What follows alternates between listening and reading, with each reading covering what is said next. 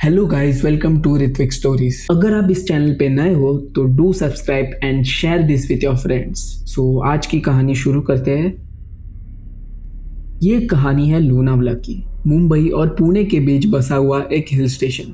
Old Mumbai Pune highway के पास एक hotel था। होटल का नाम तो मैं अभी रिवील नहीं करने वाला हूँ, लेकिन आज भी गूगल मैप्स पे नहीं मिलेगा इजीली। लेकिन लोकल लोग जानते और अवॉइड करते वहाँ जाना। सो ये स्टोरी बेस्ड है रोहन नाम के लड़की के ऊपर। वो मुंबई में रहता है और उसने एक ब्लॉगिंग चैनल स्टार्ट किया है। एडवेंचर और हॉन्टेड प्लेसेस पे जाना ये उसका कंटेंट है बेसिकली। उसका चैनल अभी ग्रो करने ही लगा था, मतलब ऑलमोस्ट 500 सब्सक्राइबर्स वगैरह हो गए थे उसके। और वो एक वायरल वीडियो के लिए कुछ अलग ढूंढ रहा था। एक दिन उसे लोनावला के इस होटल के बारे में पता चलता है कि उसने बातें सुनी थी कि ये होटल हॉन्टेड है। मतलब ऐसी ऊपर ऊपर से उसने बातें सुनी थी, लेकिन वो इतना कुछ मानता नहीं था। वो सब हल्के में लेता था और उसे लगता था कि क्या ऐसा कुछ होता नहीं है, लेकिन कंटेंट के लिए वो ये सब कर रहा था। सो रोहन के लिए बस इतना काफ़ी था। सो उसने वो होटल बुक किया और वो लोनावला के लिए निकल गया। शाम का टाइम था, बारिश हल्की हल्की शुरू हुई थी और फॉग इतना डेंस था कि 10 मीटर आगे तक भी कुछ नहीं दिख रहा था। उसका ट्रैवल तो मस्त होता है और रोहन होटल के गेट के पास पहुंचता है। वहाँ वो देखता है कि गेट आधा टूट चुका है और बोर्ड पे होटल का नेम हल्के से विजिबल था। जैसे ही वो अंदर एंटर करता है, एक अजीब सा साइलेंस उसे महसूस होता है। उधर ना कोई गेस्ट था, ना कोई आवाज़, और वो होटल के प्रीमाइसेस में जो पेड़ थे उधर भी एकदम अलग ही शांति थी कि वो हवा आती तो हिल भी नहीं रहे थे, इतनी शांति थी वहाँ। सिर्फ एक पुरानी क्लॉक की टिक टिक उसे सुनाई दे रही थी। सो वो होटल के अंदर जाता है। रिसेप्शन पर एक आदमी बैठा था और वो ऐसा बैठा था कि जैसे वो रोहन का इंतजार ही कर रहा हो। रोहन ने उसे देखा और थोड़ा सा उसे एनालाइज किया कि ये बिना एक्सप्रेशन के क्यों बैठा है। और फिर वो रिसेप्शनिस्ट ने पूछा कि रूम चाहिए, तो रोहन ने बोला कि हाँ ऑलरेडी बुक्ड है एक रात के लिए। सो रिसेप्शनिस्ट ने उसे डायरेक्ट एक चाबी हैंडओवर की रूम 307 की। और चाबी देने के बाद वो रिसेप्शनिस्ट धीरे से बोले, अगर दरवाजे पे रात को नॉक आए तो प्लीज उसे इग्नोर कर देना। रोहन मन ही मन हंसा और वो बोला परफेक्ट, यही चाहिए था मुझे। लेकिन उसे ये नहीं पता था कि आगे क्या होने वाला है। सो रूम 307 के सामने वो आता है। रूम नॉर्मल लग रहा था, लेकिन फील नॉर्मल नहीं था। वो डोर खोल के रूम के अंदर चले जाता है। जैसे ही रोहन रूम के अंदर एंटर करता है, टेम्परेचर सडनली थोड़ा सा ठंडा हो जाता है। फिर वो एज यू नो कि वो व्लॉगर था, सो वो कैमरा वगैरह सेट करता है। सो गाइज, आज हम लोनावला के एक हॉन्टेड होटल में आए हैं और वो ऐसा ऐसा बोल रहा था जैसे सब ब्लॉगर्स वगैरह बोलते। सब नॉर्मल लग रहा था तब तक। 12:17 AM क्लॉक में बज रहे थे 12:17 AM और तभी डोर पे नॉक होता है।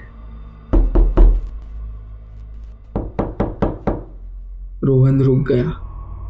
कैमरा उसके हाथ में ही था और फिर दोबारा डोर पे नॉक होता है। ये टाइम उसे वो रिसेप्शनिस्ट की बात याद आती है कि कुछ भी हो जाए इसे इग्नोर करना। बट रोहन बीइंग रोहन, वो डोर के पास धीरे से जाता है, पीप होल से देखने की कोशिश करता है। उसे दिखता है कि वो कॉरिडोर टोटली एम्प्टी है और येलो डिम लाइट थी वहाँ। एंड में एक flickering bulb total haunted vibes दे रहा था। रोहन सोचता है कि प्रैंक होगा, वो रिसेप्शनिस्ट मस्ती कर रहा हो मेरे साथ, ऐसे थोड़ी रियल में होता है। और ये सब बोल के वो मुड़ के अपना फिर से कैमरा वगैरह होल्ड करके ब्लॉगिंग स्टार्ट कर देता है।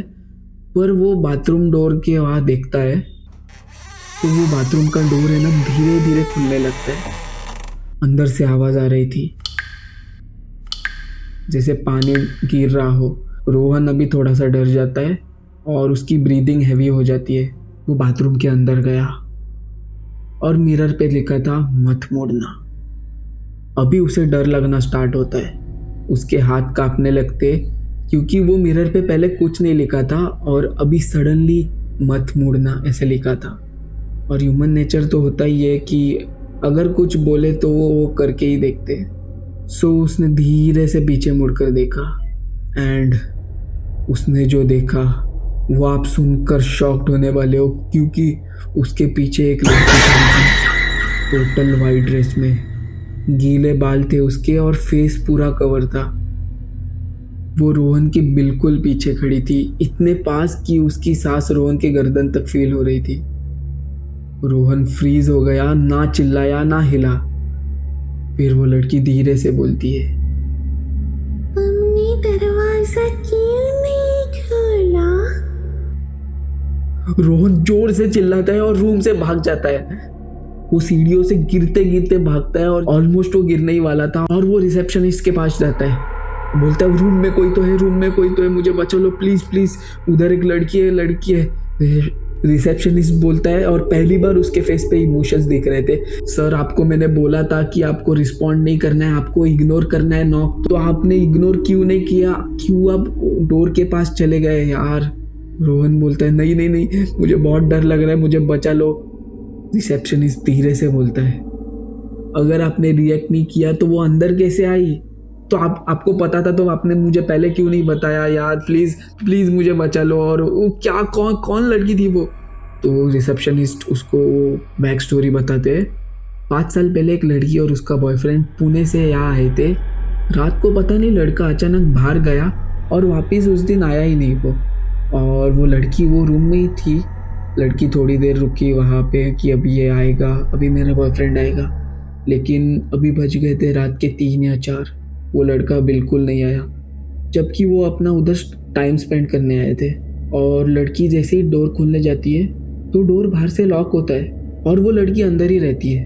अंदर थोड़ी देर वो पैनिक होती है और वो डोर नॉक करना स्टार्ट कर देती है, लेकिन कोई रिस्पॉन्स नहीं।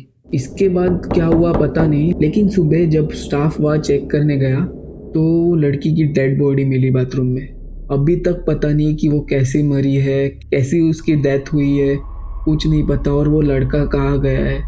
और तब से वो हर रात रूम 307 में नॉक करती है।